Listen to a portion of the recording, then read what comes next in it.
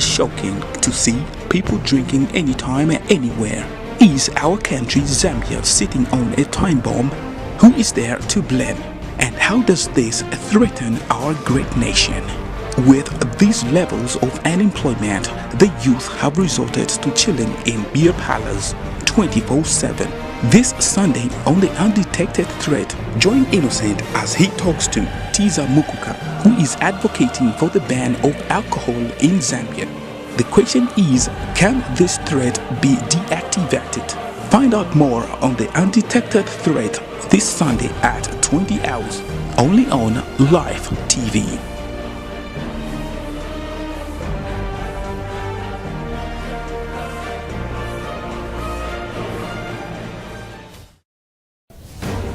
In today's Zambia, it has become normal or less shocking to see a 16-year-old walking with a bottle of beer in their hands. Is Zambia, our country, sitting on a time bomb? Who is there to blame? How does this threaten our great nation, Zambia? With these levels of unemployment in our country, where they are on the highest peak, youths have resorted in chilling in beer parlors. Today on the program, we'll be talking to TIZA MUKUKA, who is advocating that Zambia should ban the alcohol in this country.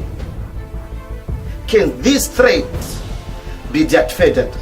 Here is some of the clips our detectors gathered for us on the alcohol abuse and how it affects each and every one of us. My name is Innocent TEMBO. I'll be right back. So why is alcohol bad for the body? To answer this question, we're going to take a little trip of what happens to alcohol in the body. Once it's consumed, alcohol goes down the normal food path of digestion, from the mouth, the esophagus, and into the stomach. Here, about 20% of alcohol is absorbed through the stomach lining into the bloodstream, which means it's getting into the bloodstream very quickly. From the stomach, the alcohol that was not absorbed in the stomach next travels to the small intestine. One note here. If there's no food in the stomach, so an empty stomach, or if the alcohol is not consumed with any food, it gets to the small intestine very quickly. In the small intestine, the rest of the alcohol is absorbed into the bloodstream and travels to the liver.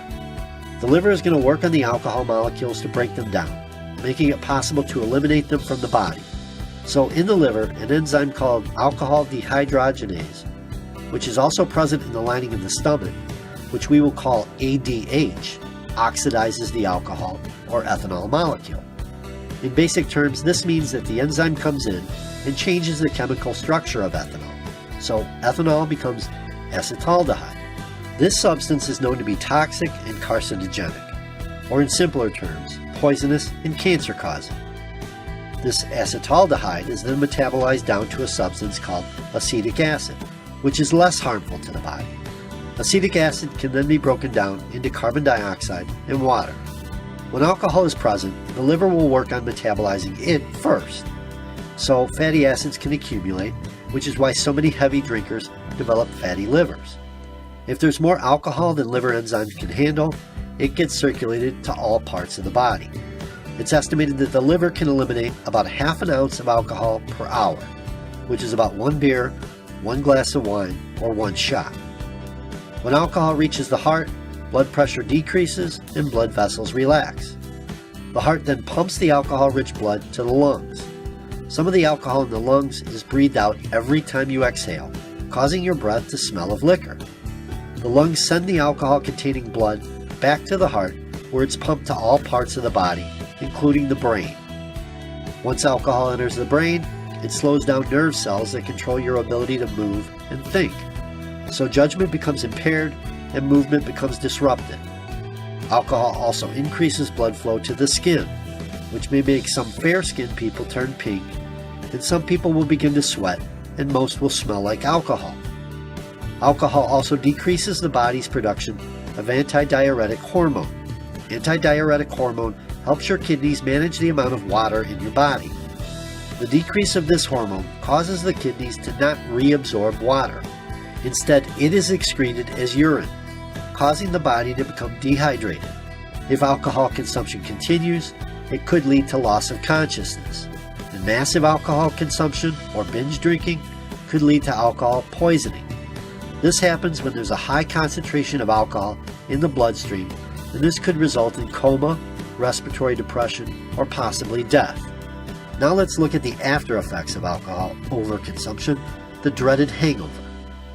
The exact causes of a hangover are not completely understood, but there are several factors that may contribute to it. The chemical acetaldehyde is formed from ethanol. It's believed that this chemical is what causes the headaches associated with hangovers.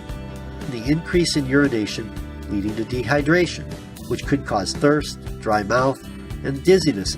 Some immune cells produce substances called cytokines, which can contribute to nausea and fatigue. Some alcoholic beverages increase the release of gastric acid in the stomach and delay the emptying of the contents of the stomach, which could be the reason for stomach pain associated with hangovers.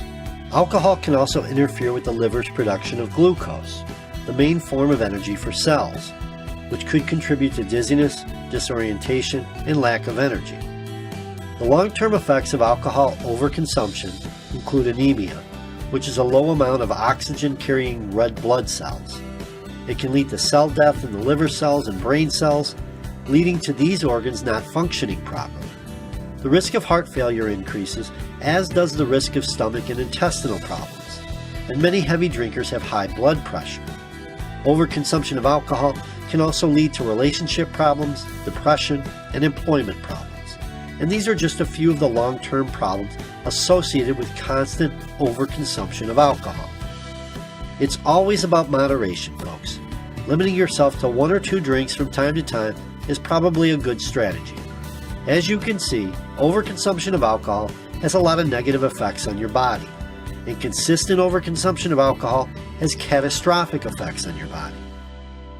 And that be alcohol. Moderation, folks, moderation.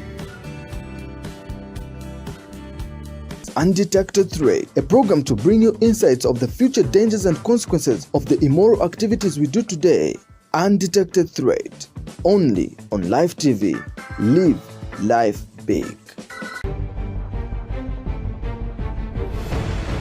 You're still watching the Undetected Threat, and right now I'm joined by TIZA MUKUKA. Welcome, TIZA. Thank you so much. How are you doing? Great. Good to see you. It's good to be here. Wow. It feels awesome to be here. The place is beautiful. Thank you. We appreciate it. Thank you so much. Live TV is here to stay. Definitely. Thank you. Please Great. do. Yes. Straight away. Don't go away. We're here to stay. Thank you so much. Wow. TIZA, let's dive in straight to it. Definitely. You received quite a number of criticism on social media Definitely. for advocating for what you believe in. Are you still receiving the insults? I'm still getting the negative comments, and then I think it's 50-50 with the positive ones. From my own observation, we understand people will not only accept whatever we say, but definitely there's going to be some people who actually support whatever we say. So it's a 50-50 for now. And then Okay. I think let me mention this.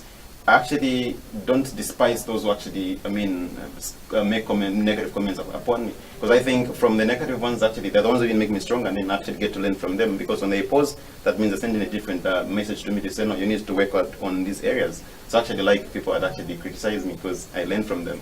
Okay, 50-50 you say? Definitely. Practically speaking. Definitely. Practically speaking. Definitely. If we look at the percentages of how many people in Zambia drink and how many people in Zambia don't drink, how would you give it? How would you rate it? I think the ones that actually drink, it's 80% as compared to the ones that don't drink. And then that's why I'd actually got interested, and then because I noticed actually this 80%, 70% is the youths. And then being a youth advocate, I'm concerned about the youths, especially where they become unproductive when they tend to abuse alcohol. So actually I'm concerned about the youths. And then it's been noticed that the majority are actually taking this alcohol consumption in the country.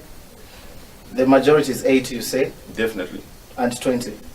It's the ones who are not actually taking it. Yeah. And then But you say it's 50-50. the ones who are actually abusing it, most of it it's the youths, which is I think something which as a country and well-meaning citizens we need to actually deal with. Okay. Definitely. Very ambitious. Definitely. Great. Okay. In a setup of the Zambian way, the ban of alcohol, results are huge. We're going to lose a lot of people employment. That's very true. Is that the way you picture it? Okay, I'm sure you've noticed from the way I come out in my Facebook article, my aim was to actually appeal to government to stiffen the regulation on access to these beverages, because I'm sure there's a tendency of which you've noticed people actually being intoxicated on Facebook. We've seen pictures flowing. And then just last week, someone sent to me a picture. There's a lady who actually got intoxicated. And then some guys, slept with her one night. Imagine doing such kind of things, bad activities to a person. So I thought all these things are a result of abuse of alcohol. And I thought to say, no, if we as a country, we can actually come about and find a way in which we can actually deal with this negative use of alcohol. I think it can bring even good things to a country. Because I also understand definitely the factors which actually contribute to this alcohol abuse. It's a case of poverty. Then I think also I've noticed there's lack of recreational services in our country. So I think if also government can bring in more, I think facilities which can actually train these youths, and like them being actually attached to alcohol, I think it can bring good things upon our youth. I think because even look, when you come to the point of where it's abusing alcohol, I'm sure you've noticed people mostly it's the poor ones. Now imagine if a person who is poor tends to actually abuse alcohol, that means they'll become even more poorer. And then I also think this also affects the country, economic-wise. So I think there's actually so much things which, as a country, even as youths, we need to do. We actually don't have to leave this into government.